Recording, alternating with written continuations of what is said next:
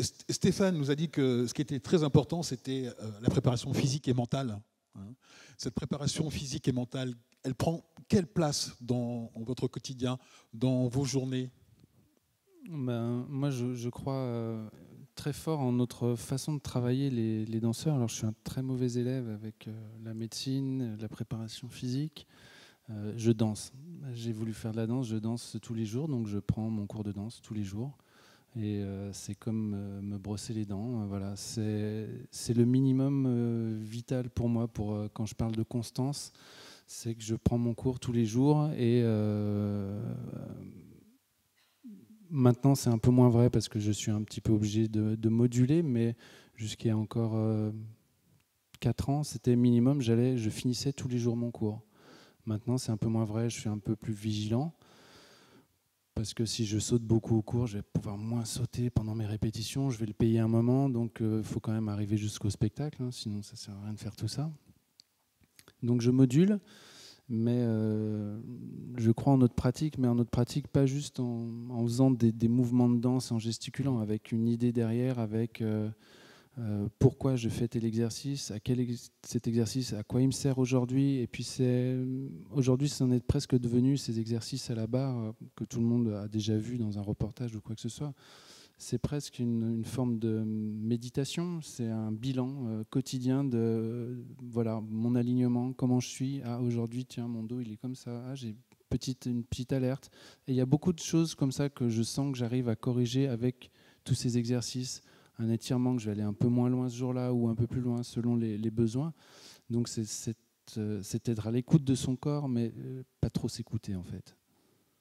Et Timothée Véran, comment vous travaillez cette préparation mentale, surtout avec l'instrument qui est la voix, qui est un instrument très fragile aussi? C'est des exercices quotidiens aussi. Et je pense qu'il est assez particulier chez les chanteurs, c'est qu'on travaille essentiellement sur des parties du corps qui ne se voient pas. C'est-à-dire le pharynx, le diaphragme, les abdominaux profonds. Et il y a un côté angoissant, en fait, de ne pas pouvoir... il y a parfois, quand j'ai mal à la gorge, je me mets devant le miroir, j'ouvre grand la bouche et je soulève le voile du palais. Je ne sais pas si tu fais ça, Lise, pour voir de quelle couleur c'est, si c'est rouge, violet, en fonction... Voilà, mais le diaphragme, c'est beaucoup plus compliqué. et donc, l'entraînement, il y a une grande chanteuse qui disait que le chant, c'était 3 choses. Le souffle et le souffle. Et je crois de plus en plus à ça. Donc, parfois, moi, je ne fais pas de vocalise dans la journée parce que aussi, je sens que j'arrive à une certaine forme de saturation, de fatigue. Et je reviens à des exercices de souffle. Avant, j'étais très dynamique. Maintenant, j'ai 30 ans, donc je commence à vieillir un peu. Enfin, ça change en tout cas. Je suis plus que dans des trucs explosifs. Et je rapprends aussi à respirer beaucoup plus tranquillement, à faire des choses beaucoup plus longues et beaucoup moins heurtées. Et voilà, c'est passionnant en fait. Enfin, en fait, les exercices quotidiens, aussi pour les rendre riches, il y a quelque chose qu'on fait un peu comme de l'ordre d'un rituel depuis le début. On revient toujours à des exercices. En tout cas, moi, je reviens souvent à des exercices quand j'ai commencé. Mais je rajoute des choses et j'essaye d'aller un peu plus loin, d'utiliser mon corps différemment, surtout mon souffle, quoi. Et c'est assez... Enfin, je suis assez content de ce qui se passe avec ces choses-là récemment. Voilà. On le voit quand vous êtes sur scène. Lise, un chanteur ou une chanteuse, c'est un engagement physique. Comment vous préparez-vous physiquement et mentalement à cette performance? Pour rejoindre Timothée aussi, je pense que c'est vrai que quand on commence le chant, on se dit, bon, on a nos 2 petites cordes vocales là et c'est que là. Et effectivement, c'est le corps. Et ça, je trouve qu'à force de pratiquer, on s'en rend de plus en plus compte. Et en fait, moi, un peu pareil que Timothée. Au départ, je chante de suite, j'y vais et tout, je veux voir si ma voix est là. Et en fait, si le corps n'est pas là, la voix ne sera pas là. Donc, des fois, de travailler que le corps, finalement, quand on dit on chauffe, parce qu'on dit ça, on chauffe notre voix. Mais en fait, c'est surtout le corps qu'on chauffe.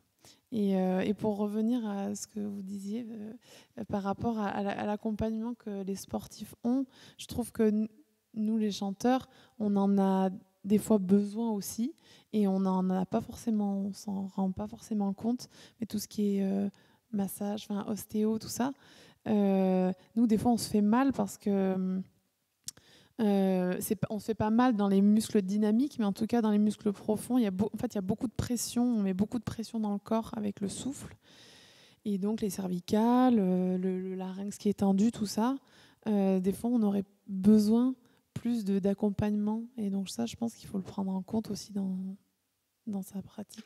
Donc c'est un message que nous lançons au président du conseil d'administration de l'Opéra de Paris, M. Clamadieu. Il faut des salles de massage maintenant dans les loges. Vous savez ce qui vous attend donc à la prochaine réunion. Merci Lise.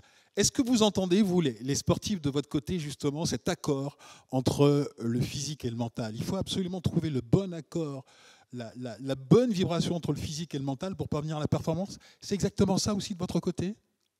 Là, ce Lucas? que j'entends, d'après ce que vous avez dit, c'est que vous avez vos routines un petit peu pour vous sentir bien pour votre activité. Et moi, c'est pareil aussi. Par exemple, avant de commencer ma séance de judo, j'arrive avant la séance où je vais préparer mon corps à l'effort. Donc, soit je vais m'étirer, ou soit je vais faire tout ce qui est renforcement pour préparer mon corps à l'effort. Donc voilà, moi, ça, c'est mes habitudes. Madeleine, justement, cet accord, ce mariage entre le physique et le mental? Oui, il est essentiel, et pour moi, c'est même d'abord mon mental qui doit être carrément OK et être prêt pour pouvoir faire ma pratique, sinon c'est pas possible. J'ai la chance de pouvoir être accompagnée par une préparatrice mentale depuis plusieurs années, et grâce à ça, j'ai développé des acquis et qui me permettent, grâce à ces outils, que mon mental soit optimal à ma performance ou même à mes entraînements. Et je me suis même aperçue que depuis que j'ai de la préparation mentale, que je me sentais mieux dans ma tête, et je me laissais beaucoup moins. Fabien, il y a ce moment qui est très particulier, c'est juste avant l'engagement de la balle en ping, comme vous dites. On voit les pongistes extrêmement concentrés. Ce moment-là, est-ce que vous pourriez nous en parler un tout petit peu, ce moment de concentration qui est capital dans votre sport? Oui, c'est sûr, c'est un sport qui demande beaucoup de... Alors, j'ai parlé d'un sport de répétition, mais c'est un sport qui demande aussi beaucoup de réflexes. C'est la petite balle qui va quand même assez rapidement d'un côté à l'autre de la table.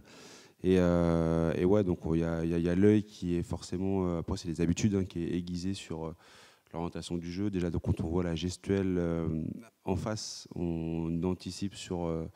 un peu comme au tennis, on anticipe sur comment va être frappée la balle, avec quel effet, quel placement. Donc, ouais, on doit être concentré tout le temps, et je rejoins sur ce qu'a dit Madeleine sur d'abord la tête. Moi, c'est pareil, c'est d'abord la tête qui va guider ensuite le corps, et il faut qu'il y ait le parfait équilibre entre les deux. Et c'est souvent, quand on va être bien psychologiquement, que tout va être stable, tous les feux sont au vert, qu'après, au niveau technique, au niveau physique, ça va dérouler tout seul, quoi. L'inverse n'est pas vrai. L'inverse n'est pas vrai. Qu'on a beau être physiquement parfait, au top, et avec un beau coup de rein, un beau revers, si dans la tête il y a les petits grains de sable qui traînent, ça va se rejaillir forcément sur la partie technique, sur la pratique, et donc sur le résultat ou la qualité de l'entraînement, quoi.